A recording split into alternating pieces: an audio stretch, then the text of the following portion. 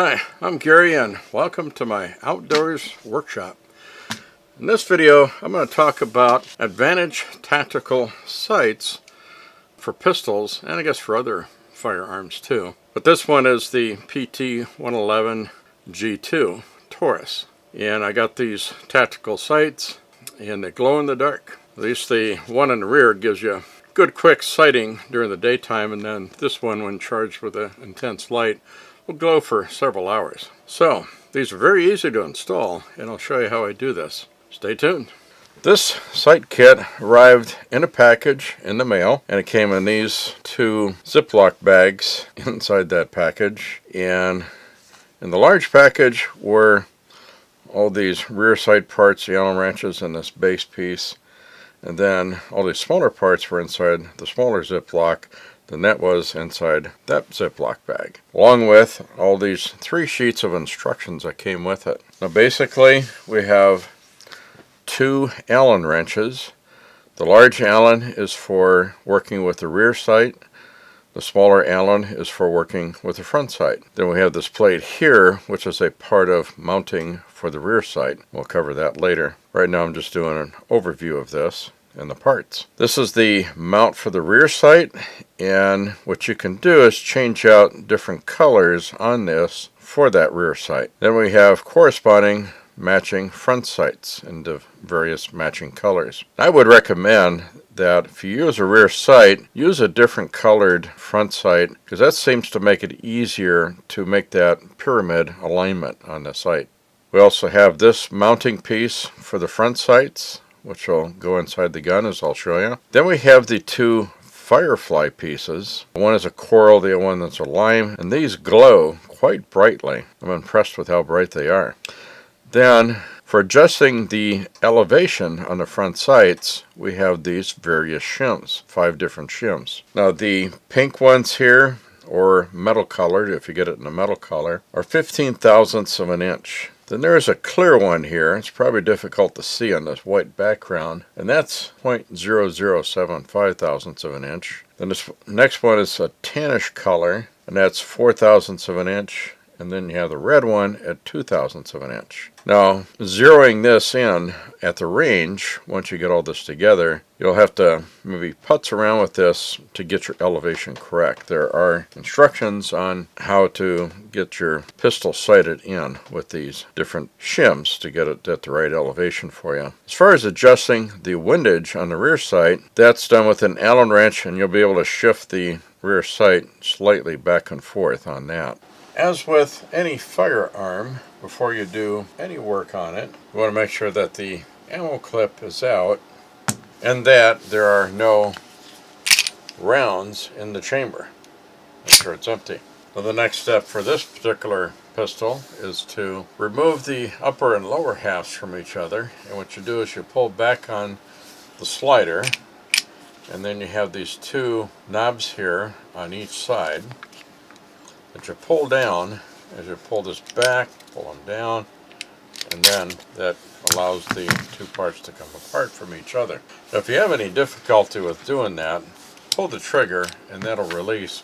That'll make it easy for the upper part to come apart from that. Now, the work that we're going to do is going to be on the upper part here. So we'll take apart this spring. We'll take out the barrel. That'll give us access now to where we can work on the rear sight and the front sight. The front sight has a screw on the inside here for removing that and replacing it with the replacement parts. I'm going to start by working on the rear sight on this, and on this there's a small slotted screw that I need to remove the assembly here.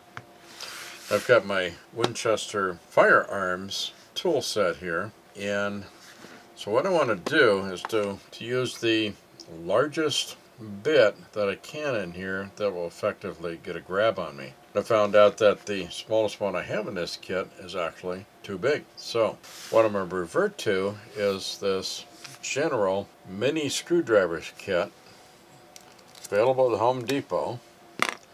And I found that this one fits the screw head in here perfectly, so I can remove this. So I removed this screw, and then this rear side assembly here just kind of slides over and comes out.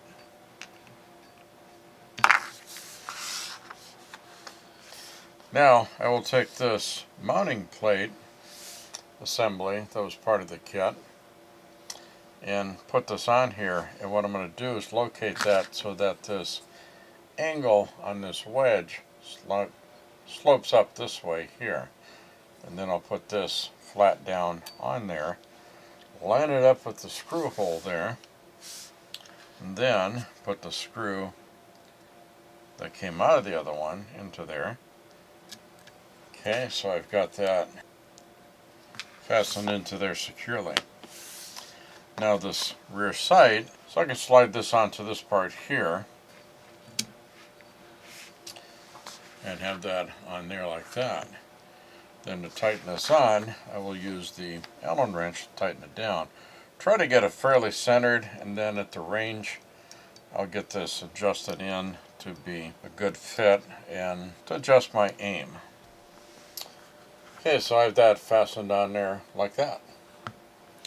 Now I'll move to the front sight to do that one. Now for the front sight, I have a screwdriver tip that does fit into this screw. It's a little bit bigger than the rear sight one was, so I'll loosen this screw up out and remove the front sight, and then place the front sights on there.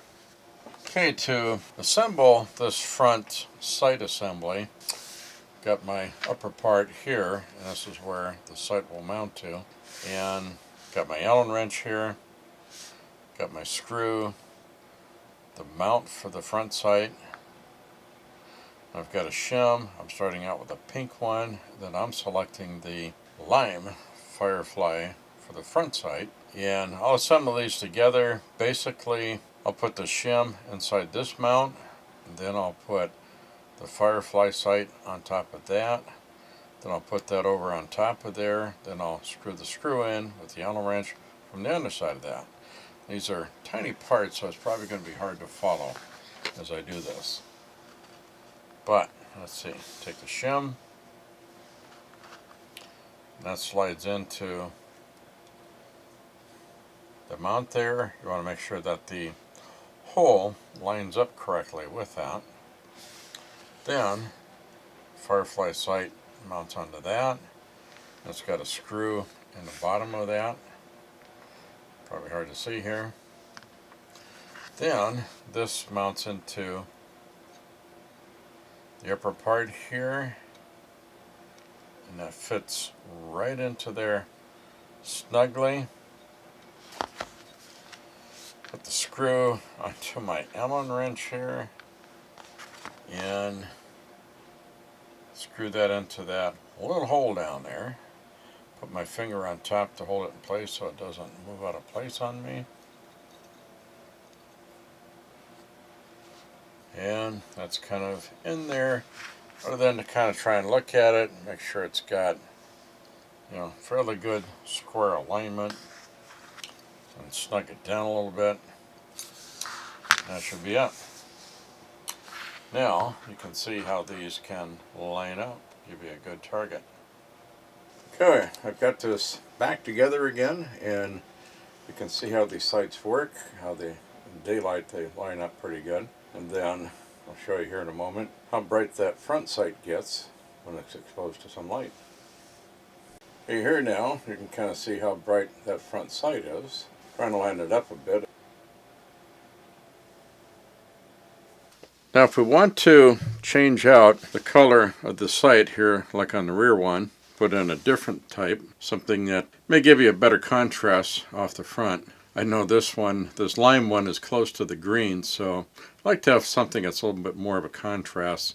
And I'll try a yellow. To remove this, first there's a spring pin in this that has to come out. And the instructions say that you have to punch this out from right to left.